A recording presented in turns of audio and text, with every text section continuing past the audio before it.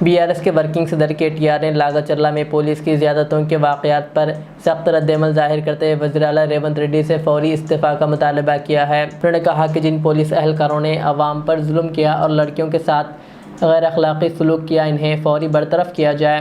KTR ने रेवंत रेड्डी को इनके ओहदे की जिम्मेदारी याद दिलाते हुए कहा कि अगर इनमें शर्म है तो वो फ़ौरन इस्तीफ़ा दें।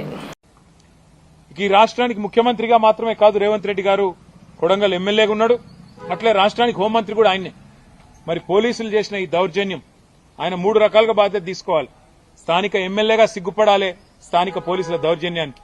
రాష్ట్ర హోంమంత్రిగా నిజంగా సిగ్గు ఇజ్జత్ ఉంటే ముక్కు నేలకు రాయాలి. రాష్ట్ర ముఖ్యమంత్రిగా నీకు సిగ్గుంటే రాజీనామా చేయాలి ఎన్హెచ్ఆర్సీ చెప్పిన తర్వాత. ఈ కమిషన్ ఆర్డర్ కూడా ఇచ్చింది.